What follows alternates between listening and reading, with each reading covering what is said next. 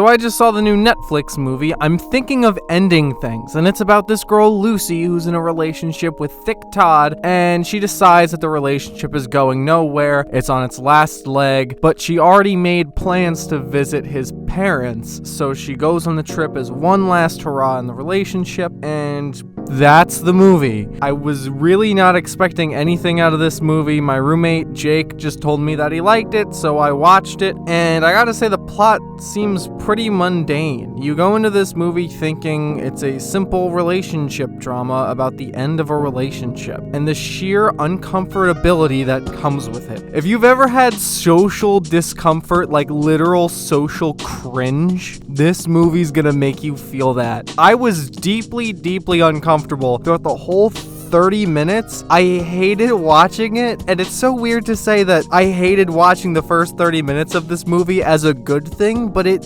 wanted you to feel that way. You see her interacting with this guy, and they clearly have like no chemistry. This relationship is obviously not gonna last, and then she meets his parents, and that just adds a whole nother level of physical cringe to all of these conversations. These people are laughing at the wrong time. They're forcing themselves to laugh. They're forcing in unfunny jokes and then forcing in laughs behind it. And I just felt so, you know that social anxiety that comes with these kinds of social interactions. And this movie just encapsulated it so well. And, the first 30 minutes, I thought this movie was good. I was on board thinking like 6 or maybe 7 out of 10. And then something happens.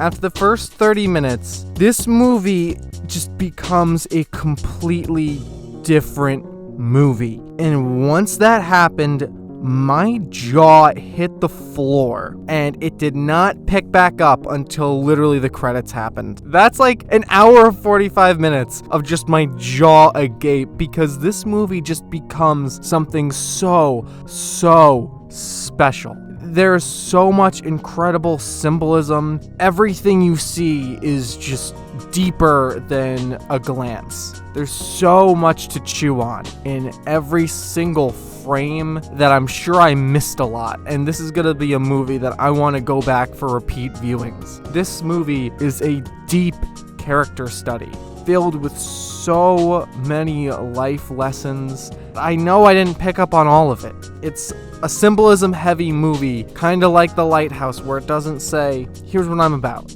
It's letting you reach your own conclusions. And if you like thinking about that kind of thing, you're gonna love the movie. I love thinking about those kinds of things. I had a blast watching this movie. My mother doesn't like to think too hard about movies, and she hated it. We had two very different reactions. This is not a movie for everyone. If you want to have your mind blown and have a movie that makes you think about it for days, weeks, years to come, this is the movie for you. If you want to watch The Avengers and have everything spoon-fed to you, don't watch this movie. The acting is incredible. These performances are very dynamic. There's so many layers to it. And again, I'm sure after watching it multiple times, I'll get a deeper appreciation for these actors. The cinematography is eye-gouging. The visuals they're able to create, I was blown away by so many of the visuals. There were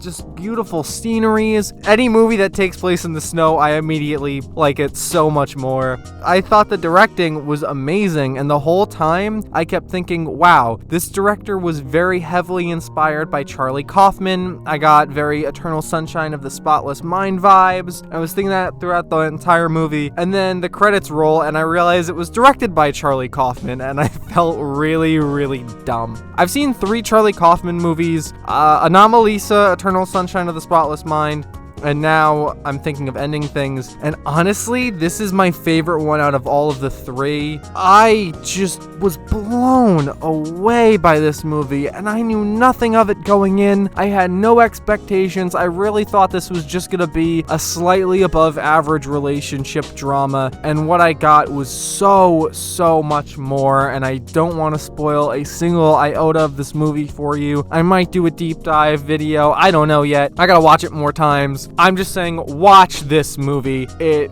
blew me away. I'm thinking of ending things a 10 out of 10.